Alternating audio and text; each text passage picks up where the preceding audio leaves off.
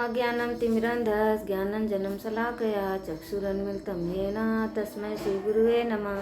श्रीचैतन्यमनोभीष्टं स्थापितं येन भूतले स्वयं रूपा गदा मह्यं ददाति स्वापदान्तिकं वन्देऽहं श्रीगुरुशिरोत्पलकमलं श्रीगुरान् वैष्णवं श्रीरूपं साग्रजातं सहगणरघुनाथं तं सजीवं सावधूतं सावधूतं परिजन कृष्ण चैतन्य देवम्।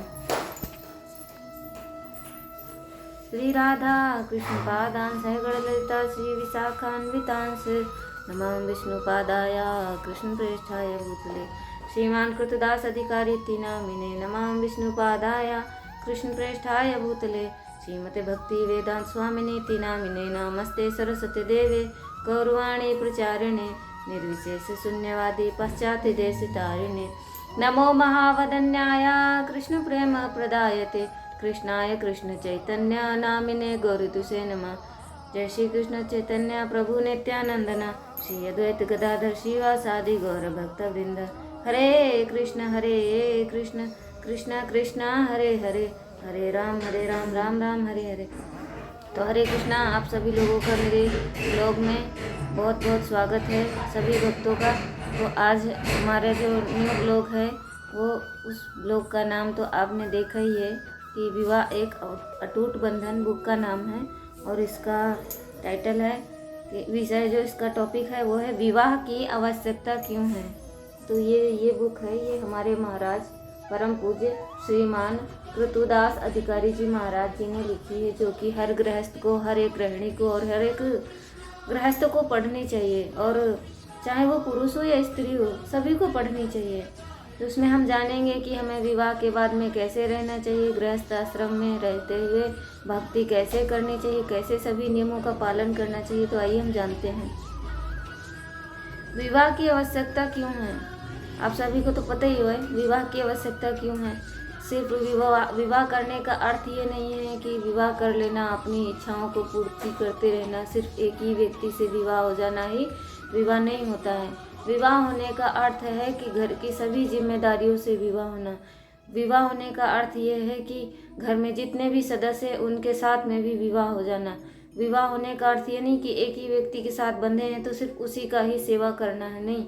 विवाह होने का बहुत सारा कर्तव्य होता है। इस सुसंस्कृत मनुष्य को मन की शांति प्राप्त करने के लिए भगवान श्री कृष्ण ने मानव समाज को 4 वर्ण और 4 आश्रमों आध्यात्मिक वर्गों में विभाजित किया है। श्रीमद् भगवत गीता के 4थे अध्याय का 13वां श्लोक में भगवान कहते हैं, चातुर्वर्ण्यम मया सृष्टा गुण कर्म विभाग सा।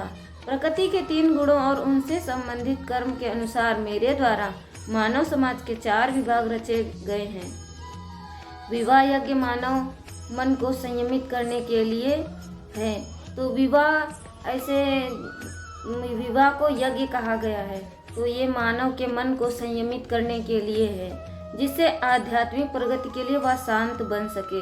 तो विवाह करने का अर्थ ये है, ये विवाह को एक यज्ञ बताया गया है शास्त्रों में। तो ये यज्ञ है, ठीक है, ये यज्ञ है।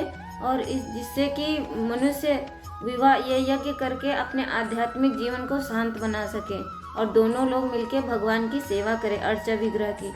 श्रीमद् भगवत गीता के 18वें अध्याय में 5वें श्लोक में भगवान कहते हैं, इसीलिए एक व्यक्ति को शांतिपूर्वक जीवन यापन के लिए एक पति प्राण युवती से विवाह कर लेना चाहिए। तो जीवन में ऐसे एक पुरुष को ऐसी स्त्री से विवाह करना चाहिए जो पति परायण हो। चाहिए वो पति और पत्नी संतान को पूर्ण उत्तरदायी सहित जीवन निर्वाह हेतु उपयुक्त आवास, खाद्यान्न, धन, परिधान, विद्या अध्ययन, स्वास्थ्य सुविधा, मानसिक व भावनात्मक आवश्यकताएं उपलब्ध करवानी चाहिए। पति तथा पत्नी अपने आध्यात्मिक विकास के लिए एक दूसरे के पूरक होने चाहिए। तो विवाह ऐसे व्यक्ति या स्त्री से करनी चाहिए कि वो आध्यात्मिक जीवन के एक दूसरे के पूरक बने, ना कि भौतिक भोग इच्छाओं के प्रति वो आकर्षित रहें, जिससे दोनों संतान सहित पूर्ण रूपेण शांत, प्रसन्न और आनंदमय रह सकें, क्योंकि दोनों सनातन आत्माएं हैं और भगवान के अंश हैं। तो यहाँ पर महाराज जी ये बता रहे हैं कि ये दोनों सनातन आत्माएं हैं और भगवान के अंश हैं। तो इसमें बहुत सुंदर महाराज जी लिखते हैं, विवाहित जीवन, गृहस्थ जीवन पति पत्नी को साथ साथ सामंजस्य से रहते हुए आध्यात्मिक उन्नति के पद पर अग्रसर होने के लिए है। तो विवाह सिर्फ अपनी भोग वृत्ति की पूर्ति के लिए नहीं होता है, तो आध्यात्मिक उन्नति के पद पर अग्रसर होने के लिए है। इस गृहस्थ जीवन में भगवान श्री कृष्ण के प्रति पारस्परिक विश्वास और भक्ति भाव के भागीदार बन सकते हैं। अगर हम अच्छे से भगवान की सेवा करना चाहते हैं, अपने मन को शांत करना चाहते हैं, तो ऐसे जीवन साथी का चयन करना चाहिए जो आध्यात्मिक हो। पति और पत्नी दोनों सनातन आत्माएं हैं, तो जो दोनों आत्माएं हैं वो सनातन हैं। दोनों को व्यक्तिगत रूप से कुछ अनुकूल नियमों का पालन करना होता है, प्रतिकूल कार्यों का निषेध। जैसे जो कार्य करना है दोनों एक दूसरे की इच्छाओं को जाने और वो कार्य करें, और जो कार्य प्रतिकूल है उसको मना किया जाता है जो शास्त्र में। इस प्रकार वे शांत, प्रसन्न और आनंदमय रहेंगे। इसका निष्कर्ष यह है कि वे वैवाहिक सूत्र में बंध कर शुद्ध हो जाएंगे, क्योंकि वे अवैध यौनाचार से बच जाएंगे। अवैध यौनाचार ही जीवन को नष्ट ध्वस्त करता है और समाज को भी दूषित करता है। वैदिक संस्कृति में विवाह एक पवित्र बंधन है और एक सामाजिक व धार्मिक प्रतिबद्धता है। एक आदर्श जीवन पद्धति की स्थापना करने के लिए भगवान श्री राम का इस धरा पर त्रेता युग में आविर्भाव हुआ। तो भगवान श्री राम इस पद्धति की स्थापना करने के लिए श्री राम इस धरा पर त्रेता युग में आविर्भाव हुआ। उन्होंने अपनी धर्म पत्नी श्रीमती सीता देवी की रक्षा के लिए आताताई दानव का राजा रावण का वध किया। यदि कोई व्यक्ति विवाह का इच्छुक है तो उसे अपनी पत्नी की सुरक्षा और जीवन निर्वाह का उत्तरदायित्व निभाना होगा।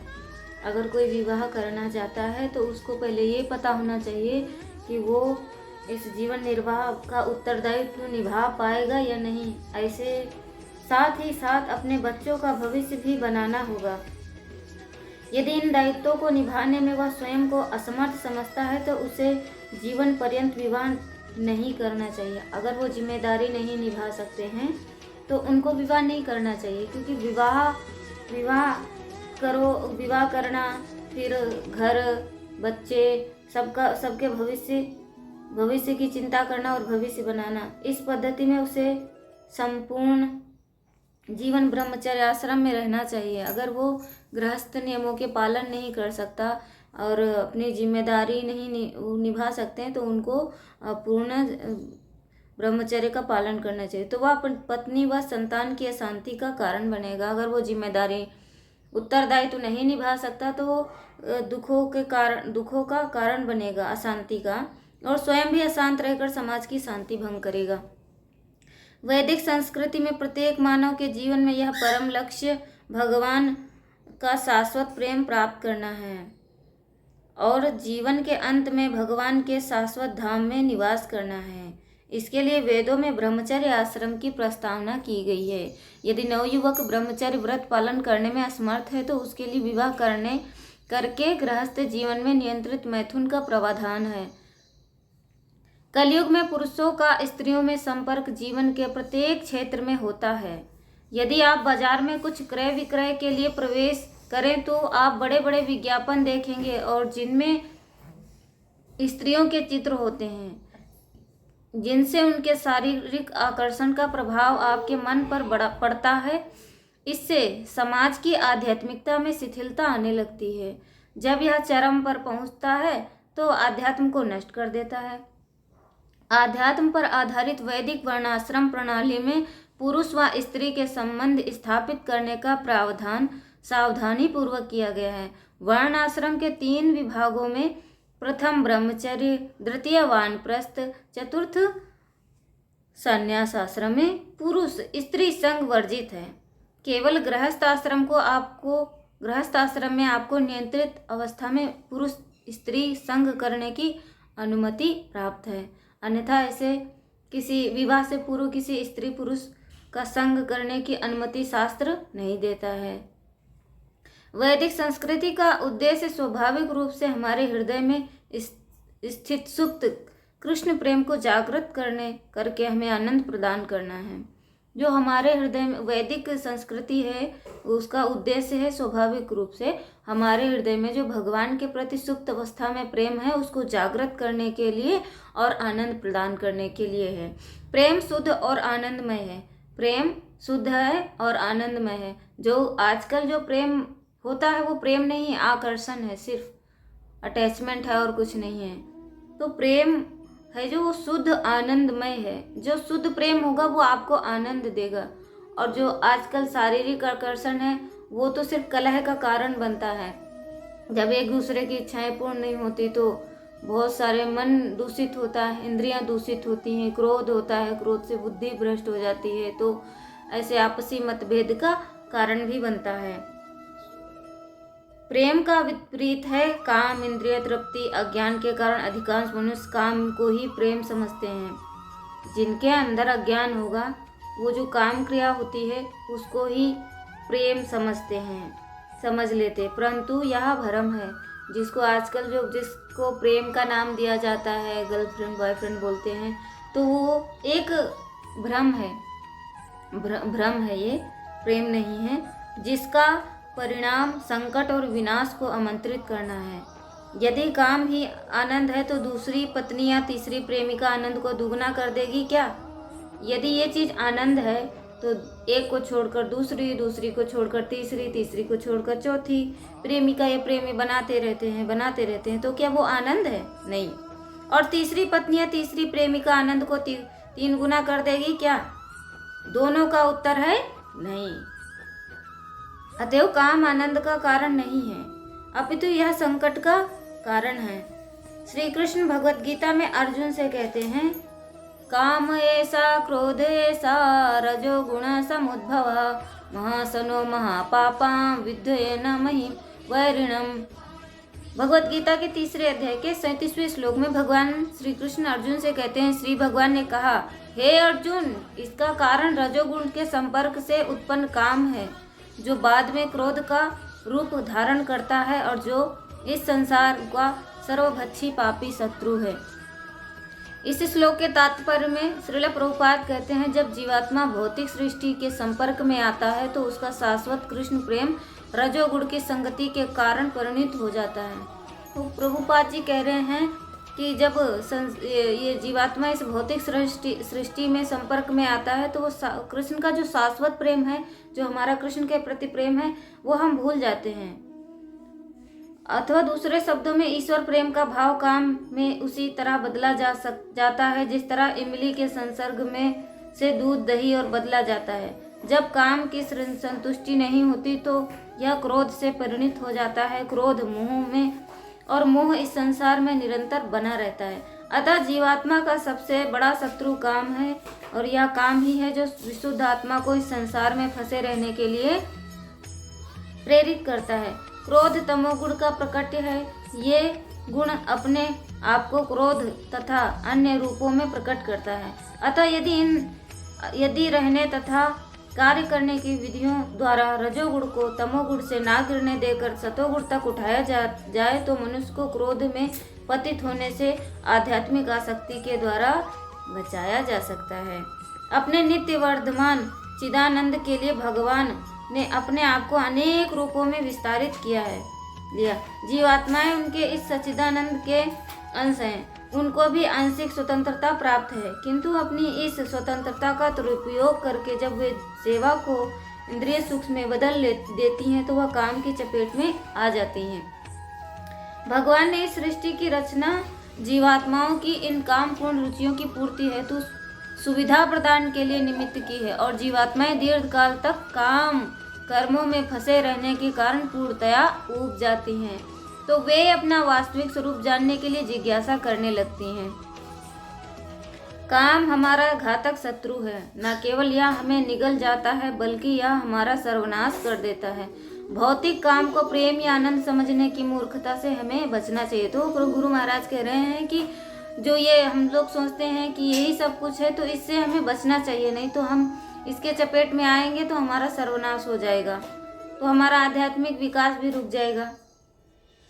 यह एकमात्र भ्रम है, माया है, जो हमारे जीवन को दुखी और असहाय बना देता है। जैसे कि आजकल हम देख सकते हैं कि नई युवक पीढ़ी है, जरा सा आकर्षण बढ़ता नहीं है कि बस चंद पल में 2 मिनट के खेल के लिए क्या करते हैं, घर से भाग जाते हैं, माता पिता की इज्जत को उछाल के भाग जाते हैं। सोचते हैं कि माता पिता को पता होता है हमारे भविष्य के बारे में। वो सोचते हैं कि अगर ये हमें प्राप्त हो जाएगा तो हम इनसे बहुत प्रसन्न हो जाएंगे और जीवन आनंदमय बिताएंगे। लेकिन होता क्या है, कुछ दिन तक वो आनंद लेते हैं, इंद्रिय तृप्ति करते रहते हैं, फिर वो जब इंद्रिय तृप्ति से ऊब जाते हैं तो कलह का कारण बनता है। तो फिर एक दूसरे में दोषारोपण करते हैं, कहते हैं कि तुम्हारी वजह से हमारे माता पिता छूट गए। लड़का लड़की से लड़ता है, लड़की लड़के से लड़ती है कि जब तुम निभा नहीं सकते, ये मेरी इच्छाएं पूर्ण नहीं कर सकते तो तुमने ऐसा क्यों किया। तो यही कलह का कारण बनता है और जीवन को कष्टमय बना देता है, जिसके परिणाम स्वरूप हमें पीड़ा व कष्ट सहना पड़ता है। हमने यह अनुभव किया है कि ना तो इससे अभिभावक प्रसन्न होते हैं, ना ही संतानें। जब ऐसी गलतियां आज की नवयुवक पीढ़ी करती है तो इससे अभिभावक भी कभी प्रसन्न नहीं होते हैं और जो उनकी संतानें आती हैं वो भी प्रसन्न नहीं रहती। श्रील प्रभुपाद जी कहते हैं, दिल्ली का लड्डू जो खाए वो भी पछताए, जो ना खाए वो भी पछताए। यहाँ लड्डू खाने से मनुष्य को और अधिक लड्डू खाने की लालसा होती है। जितना अधिक वह लड्डू खाता जाता है उतनी तीव्रता से वह अपना नियंत्रण खो देता है। जितनी ज़्यादा वो काम में आसक्ति रखेगा उतना ही वो अपना नियंत्रण खो देगा और यही दुख का कारण बनेगा। नियंत्रण खो देता है और कष्ट पाता है। इसी प्रकार विवाह के पश्चात उसकी कामुकता दिन प्रतिदिन बढ़ती जाती है। विवाह के पश्चात उसकी कामुकता दिन प्रतिदिन बढ़ती जाती है और यही स्थिति उसे पागल बना देती। यदि वह विवाह नहीं करता तो वह गधे की भांति अविचलित और असंतुष्ट रहता है, लोगों के पीछे भागता रहता है। उसके अंदर काम क्रिया तो जग गई। रावण कामुकता का सटीक और उत्कृष्ट उदाहरण है। यद्यपि उसका जन्म एक ब्राह्मण परिवार में हुआ और उसका विवाह भी एक पवित्र, सुशील व सुंदर स्त्री से हुआ था, परंतु उसका चरित्र व व्यवहार एक दुर्भागी राक्षसी जैसा था। उसने अपनी कामुक इच्छाओं को तुष्टीकरण के लिए अनेक स्त्रियों का अपहरण किया था। यह कामुकता मानव जाति का विकराल शत्रु है और यही कामुकता समाज में व्यक्ति को सामाजिक नियमों का पालन करने में बाधक है और यह दुरत्या है। रावण को और कुबेर दोनों सौतेले भाई थे। रावण ने कुबेर की पुत्रवधू नलकुबर की पत्नी से बलात्कार किया था। आक्रोश में नलकुबर ने रावण को श्राप दे दिया। दोनों सौतेले भाई थे।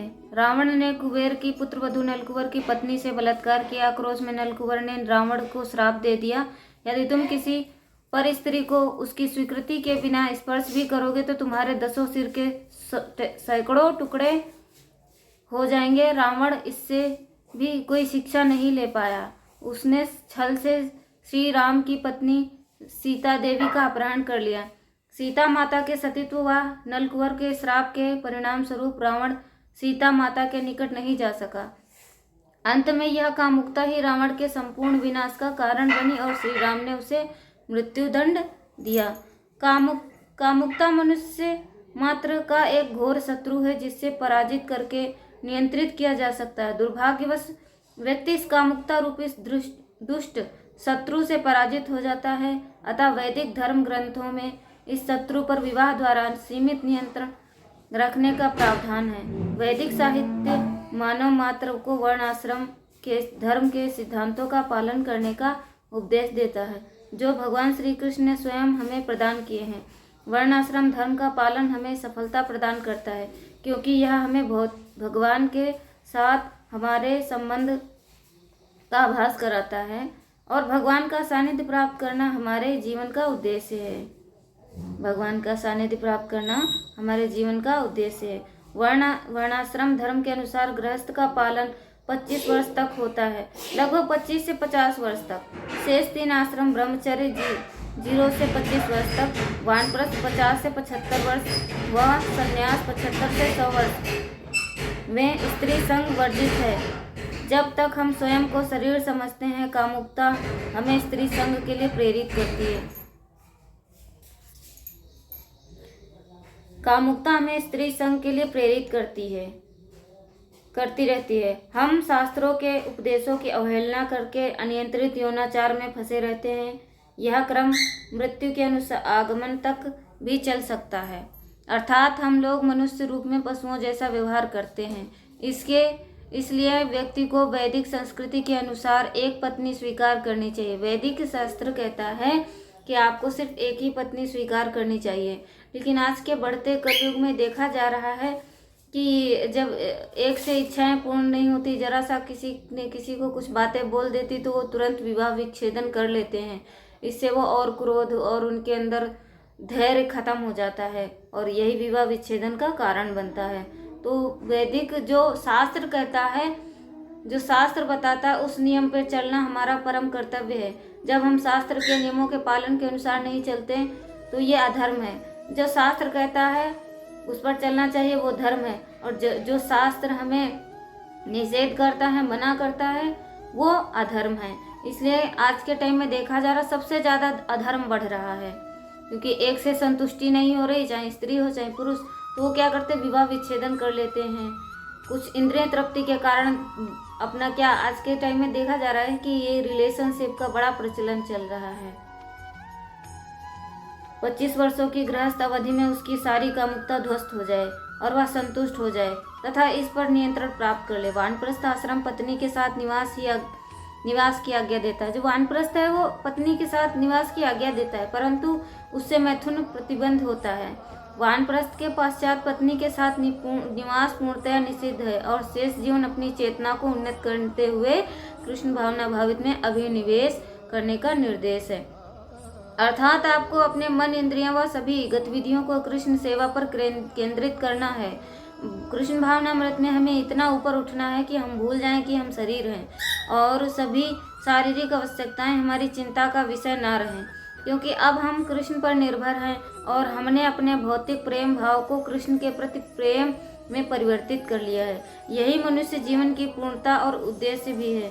शास्त्र परामर्श देते हैं कि मनुष्य आजीवन ब्रह्मचारी रहे, इससे वह जीवन के उद्देश्य कृष्ण भावनामृत को शीघ्र प्राप्त कर सकता है। यदि वह गृहस्थ आश्रम में प्रवेश करता है तो उसे अन्य उत्तरदायित्व भी वहन करने होंगे। उदाहरणार्थ, पत्नी की इच्छा पूर्ति, संतान का पालन पोषण, स्वास्थ्य, शिक्षा व निवास स्थान आदि का प्रबंध। इससे वह जीवन को अधिक जटिल बना देता है। तो शास्त्र कहता है कि आपको मतलब ब्रह्मचारी ही रहना है। तो अगर ये चीज़ें वो मनुष्य अपनी ये जिम्मेदारियां उठा सकता है तो वो गृहस्थ आश्रम में प्रवेश ले सकता है। तो इसमें बताया गया है कि उसका उत्तरदायित्व क्या क्या है। पत्नी की इच्छा पूर्ति करना, संतान का पालन पोषण, स्वास्थ्य, शिक्षा व निवास स्थान आदि का प्रबंध। इससे वह जीवन को अधिक जटिल बना लेता है। इतनी सारी चीजें जो पूर्ण करता है तो वो जीवन को अपने और अधिक जटिल बना लेता है, फंसा रहता है उसमें। अतिरिक्त उत्तरदायित्व को निभाने के लिए उसे अधिक धन अर्जित करना होगा और अधिक धन अर्जित करने के लिए समय भी अधिक व्यय करना होगा। समय व्यतीत होते होते आवश्यकताएं भी वृद्धि को प्राप्त होंगी व धन की आवश्यकता भी बढ़ेगी और उसे धन उपार्जन में अधिक श्रम व अधिक समय भी लगाना होगा। स्त्री शब्द संस्कृत भाषा से उद्भूत है जिसका अर्थ है महिला, परंतु स्त्री एक अन्य अर्थ है वृद्धि या बढ़ोतरी। यदि स्त्री है तो वृद्धि अवश्य होंगी, जैसे परिवार में वृद्धि, संपत्ति में वृद्धि, निवास स्थान में क्षेत्रफल में वृद्धि, व्यापार में वृद्धि, आभूषणों में वृद्धि, संबंधियों में वृद्धि। तो श्रीमद् भागवतम के 5वें स्कंद के 5वें अध्याय के 8वें श्लोक में बताया जा रहा है कि स्त्री तथा पुरुष के मध्य का आकर्षण संसार का मूल नियम है। इस भ्रांत धारणा के कारण स्त्री तथा पुरुष के हृदय परस्पर जुड़े रहते हैं। इसी के फलस्वरूप मनुष्य अपने शरीर, धन, संतान, स्वजन तथा संपत्ति के प्रति आकृष्ट होता है। इस प्रकार वह जीवन के मोह आदि को बढ़ाता है, मैं तथा मेरा के रूप में सोचता है। इस श्लोक के तात्पर्य में श्रील प्रभुपाद कहते हैं, स्त्री तथा पुरुष के बीच सहज आकर्षण का मुख्य कारण विषय भोग है तथा विवाहित होने पर यह आकर्षण अधिक दृढ़ हो जाता है। विवाह होने पर विषय भोग की दृढ़ता अधिक बढ़ती है। स्त्री तथा पुरुष के इस ग्रंथि युक्त संबंध के कारण मोह उत्पन्न होता है, जिससे वह यह विचार दृढ़ होता है कि अमुक पुरुष मेरा पति है अथवा अमुक स्त्री मेरी पत्नी है। यह हृदय ग्रंथि कहलाती है। इस ग्रंथि को खोल पाना कठिन है। भले ही स्त्री तथा पुरुष वर्णाश्रम के नियमों के अनुसार या तलाक देने के कारण विलग क्यों न हो गए हों, बोले प्रत्येक दशा में स्त्री पुरुष के विषय में और पुरुष स्त्री के विषय में सोचता रहता है। तो यहाँ पे प्रभुपाद जी कहते हैं कि स्त्री पुरुष का यदि विवाह विच्छेदन हो जाता है, चाहे कितनी भी लड़ाई झगड़ा क्यों ना हो जाए, पर वो स्त्री उस पुरुष के बारे में सोचती रहती है और वो पुरुष स्त्री के बारे में सोचता रहता है, क्योंकि उनके अंदर एक हृदय ग्रंथि पड़ जाती है। इसी प्रकार व्यक्ति परिवार, धन तथा संतान के प्रति आसक्त हो जाता है, भले ही यह सब क्षणिक क्यों ना हो। कभी कभी संन्यास लेने के पश्चात कोई किसी मंदिर या अपनी वस्तुओं में आसक्त हो जाता है, किंतु ऐसी आसक्ति गृहस्थी के प्रति आकर्षण में समान बलवती नहीं होती। परिवार के प्रति आसक्ति सबसे प्रबल मोह है। परिवार के प्रति आसक्ति सबसे प्रबल मोह है। सत्य संहिता में कहा गया है कि कभी कभी यह देखा जाता है कि ब्रह्मा जैसे महापुरुषों के लिए स्त्री तथा पुत्र बंधन के कारण नहीं होते, उल्टे पत्नी आध्यात्मिक जीवन तथा मुक्ति में सहायक बनती है। तो भी अधिकांश व्यक्ति दाम्पत्य भाव की ग्रंथि से बंधे रहते हैं, फलस्वरूप वे कृष्ण के साथ अपने संबंध को भूल जाते हैं। अधिकांश व्यक्ति स्त्री के प्रति आकर्षित हुए बिना तथा उससे संबंध स्थापित किए बिना नहीं रह सकते। अधिकतर देखा जाता है कि कोई भी पुरुष जो होता है वो स्त्री से संबंध स्थापित किए बिना नहीं रह सकता, और इसी प्रकार स्त्रियां भी अपना मन इन विषयों से हटाने में असमर्थ हो जाती हैं। स्त्रियां, अगर पुरुष कोई कुछ बात कहता है तो स्त्रियां उनके प्रति आसक्त हो जाती हैं और वो अपना विषयों से मन हटाने में असमर्थ रहती हैं। इन भौतिक उद्देश्यों को प्राप्त करने के लिए वे प्रतिदिन नई नई युक्तियां खोजने में संलग्न रहते हैं, और जिससे उनकी यौन तृप्ति हो सके। तब शीघ्र ही आनंद तनावपूर्ण होकर उन्हें विचलित करने लगता है। वे अन्य व्यक्ति से संबंध स्थापित करने के प्रयत्न में कार्यरत रहते हैं, जिससे यौन का सुख पुनः आनंद उठा सके। केवल कुछ क्षणों की तुष्टि के लिए वह इतना कष्ट उठाते हैं, इसके लिए घोर परिश्रम करते हैं। तो अपनी इंद्रिय तृप्ति के पूर्ण करने के लिए लोग कितना कष्ट उठाते हैं, कुछ पल के लिए, कुछ सेकंड के लिए आनंद उठाने के लिए घोर परिश्रम करते हैं। परिणाम स्वरूप यह अपना बहुमूल्य समय नष्ट कर देते हैं। जो हमें समय भगवान के लिए दिया गया है, वो हम अपनी इच्छाओं को पूर्ण करने के लिए, इंद्रिय तृप्ति के लिए, वो सारा समय हम नष्ट कर देते हैं। अपना स्वास्थ्य क्षतिग्रस्त कर लेते हैं। इतना अधिक मेहनत करते हैं दूसरों की इंद्रिय तृप्त करने के लिए कि अपना जो स्वास्थ्य है वो भी क्षतिग्रस्त कर लेते हैं, संबंधों को नष्ट कर देते हैं और दुराचारी की उपाधि प्राप्त करते हैं। इस संबंध में एक स्टोरी है। इस संबंध में एक धोबी और उसके पालतू गधे की कहानी का दृष्टांत प्रस्तुत किया गया है। धोबी कपड़ा लादने के लिए गधे का प्रयोग करता है। प्रत्येक सुबह धोबी अपने गधे के मुंह में 1 फीट आगे एक गाजर तार से लटका देता है, और जब गधा 1 फुट आगे चला जाता है तो गाजर भी 1 फुट आगे बढ़ जाती है। गधा सोचता है कि थोड़ी देर जाऊंगा तो यह गाजर खा पाऊंगा, परंतु ऐसा नहीं हो पाता। कई दिनों तक यह कार्यक्रम चलता रहता। गधा बोझ ढोता रहा, परंतु गाजर उसे नहीं मिली और गधा उद्विग्न हो गया। एक दिन इस गधे को एक अन्य गधा धोबी घाट पर मिला और उसने उसे परामर्श दिया, तुम इस गाजर के पीछे मारे मारे फिरते हो और प्रतिदिन इतना बोझ ढोते हो, और तुमने अपनी स्वतंत्रता को भी इस धोबी के पास गिरवी रख दिया है। तुम इस मालिक को छोड़ दो और मेरे साथ वन में रहो, जहाँ हरी भरी घास उपलब्ध है, न कठिन श्रम की आवश्यकता है, न इसी प्रकार तुम्हारा जीवन आनंदमय हो जाएगा। पहले गधे ने उत्तर दिया, नहीं, मैं तुम्हारे परामर्श को स्वीकार नहीं कर सकता। मेरे पास भविष्य के लिए सुंदर योजना है जो वन में मारे मारे घूमने से उत्तम है। दूसरा गधा चौंक गया, अरे, नई योजना सुनने के लिए ललायत हो गया। तो गधे ने कहा कि हमारे पास नई योजना है तो मैं वन में भटक नहीं सकता। अब दूसरा जो वो गधा था वो बात सुनने के लिए ललायत हो गया। पहला गधा बोला, सुनो, मेरे मालिक के पास एक सुंदर सुपुत्री है। जब भी वह उसे आलस्य में बैठे देखता है तो उसे डांटता है और कहता है, यदि तुम गृह कार्य दक्षता पूर्वक स्फूर्ति से नहीं करोगी तो मैं तुम्हारा विवाह किसी गधे से करा दूंगा। इसलिए मुझे विश्वास है कि निकट भविष्य में अपने मालिक का जमाई बनकर सुंदर पत्नी के साथ इसी घर में सुखपूर्वक रहूंगा। अब देखा जाता है कि गधा तो गधा ही होता है, वो क्या सोच रहा है, मतलब जैसे ये कहावत नहीं, ज्यादा बनोगे तो गधे के साथ तुम्हारा विवाह कर देंगे। तो गधे को लगा कि सच में मैं इस अपने मालिक का जमाई बन जाऊंगा। अतः यह गधे वाली मनोदशा व्यक्तियों की स्थिति है, क्योंकि उनकी बुद्धि परिपक्व नहीं हुई है और वे यह समझने में असमर्थ हैं कि वे इस भौतिक संसार में कभी भी सुखपूर्वक नहीं रह सकते अर्थात नहीं रह सकते। श्रीमद् भागवतम के 11वें स्कंद के 3 अध्याय के 45वें श्लोक में श्रीला प्रभुपाद जी कहते हैं, जो व्यक्ति मैथुन इच्छा से पीड़ित रहते हैं उन्हें विवाह यज्ञ करने का आदेश दिया गया है। तो विवाह एक यज्ञ है। कृष्ण भावना भावित विवाह का अर्थ इंद्रिय तृप्ति कदापि नहीं है। विवाह का उद्देश्य संस्कृत कृष्ण भावना भावित संतानें उत्पन्न करना। ऐसे बालक बालिकाएं वयस्क होकर शालीनता, समाज सुधार, शांति प्रिय आदि गुणों से युक्त रहे होंगे परिणाम स्वरूप समाज शुद्ध व आध्यात्मिक रूप से समृद्ध होंगे। पापपूर्ण गतिविधियों का ह्रास होगा, शांति का प्रबल्य होगा, अशांति का विनाश होगा। हमारा कृष्ण भावनामृत संघ इस सिद्धांत के प्रति प्राप्ति के लिए ऐसे विवाह की अनुशंसा करता है। हम पशु तुल्य संतान उत्पन्न करने का विरोध करते हैं। कृष्ण भावना भावित संतान प्राप्त करने की वैदिक पद्धति का अनुमोदन करते हैं। शिला प्रभुपाद दीक्षा समारोह में 2 अप्रैल 1972 सिडनी में कहते हैं, वैदिक आदेश विवाह के लिए मानव समाज को छूट देता है, किंतु इससे यह भाव निहित रहता है कि विवाह संस्कार से स्त्री तथा पुरुष संयुक्त रूप से आध्यात्मिक जीवन में एक दूसरे को अग्रसर होने के लिए सहायता प्रदान करेंगे। हमें सदैव स्मरण करते रहना चाहिए, विवाह संस्कार इंद्रिय तृप्ति के लिए नहीं है, यह एक दूसरे की सहायता के लिए। पति पत्नी सहायक होगा व पत्नी पत्नी की सहायिका होगी, जिसके द्वारा दोनों कृष्ण भावनामृत में उन्नति करके अपना जीवन पूर्ण रूप से सफल बना पाएं।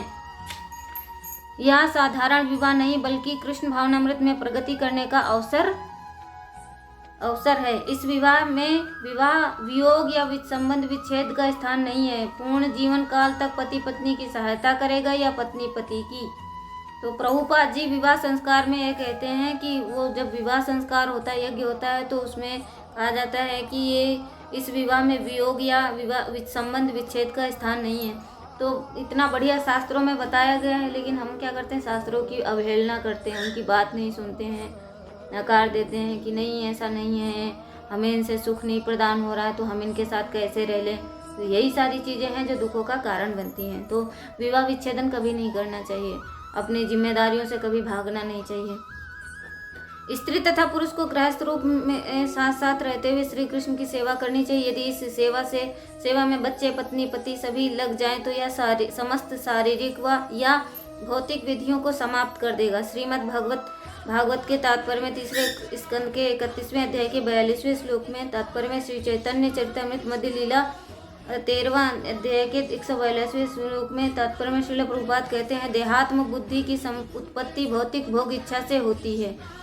यह विशद स्मृति कहलाती है जो वास्तविक जीवन की विपरीत है।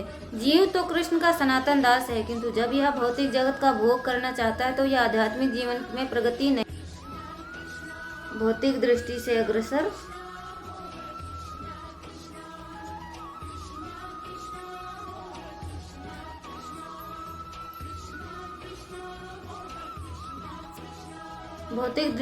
अग्रसर रहने वाला व्यक्ति कभी सुखी नहीं हो सकता। श्रीमद् भागवत के 7वें स्कंद के 5वें अध्याय का 30वें श्लोक में कहा गया है कि असंयमित इंद्रियां द्वारा मनुष्य नरक की ओर अग्रसर होता है। वह पहले से चबाई हुई वस्तु को चबाते रहते हैं, अर्थात बारंबार जन्म तथा मृत्यु को प्राप्त होते हैं। तो असंयमित जब इंद्रियां होंगी तो हम नरक की ओर अग्रसर होंगे। बद्ध जीव जन्म तथा मृत्यु के बीच की अवधि का उपयोग घिसे पिटे कार्यों का आहार निद्रा भय मैथुन में करते हैं।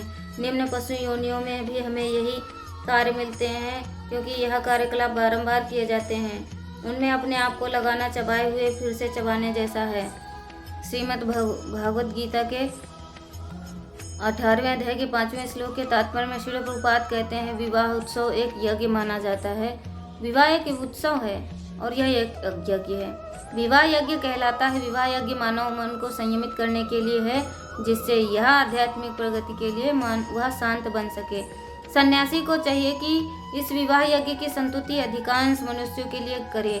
सन्यासियों को चाहिए कि स्त्रियों का संग ना करे, लेकिन इसका अर्थ यह नहीं है कि जो व्यक्ति अभी जीवन की निम्न अवस्था में है अर्थात तरुण है, वह विवाह यज्ञ में पत्नी स्वीकार ना करे। सारे यज्ञ परमेश्वर की प्राप्ति के लिए, अर्थात निम्न अवस्थाओं में यज्ञ का परित्याग नहीं करना चाहिए, अर्थात नहीं करना चाहिए। हरे कृष्णा। तो सभी वैष्णव भक्तों का दंडवत प्रणाम और बहुत बहुत धन्यवाद हमें सुनने के लिए। अब इसका अगला पार्ट आ जाएगा या तो कल आएगा। तो आप लोग ऐसे ही हम पर कृपा बनाए रखें और हमें सपोर्ट करें। श्रीला गुरु महाराज की जय, श्रीला प्रभुपाद की जय, अनंत कोटि वैष्णव भक्तवृंद की जय। वांछाय कलुतरुभ्यश्च कृपा सिंधवयो च पतितानां पावनेभ्यो वैष्णवेभ्यो नमो नमः। हरे कृष्ण कृष्ण कृष्ण हरे हरे, हरे राम राम राम हरे हरे। जगत गुरु श्रीला प्रभुपाद की जय।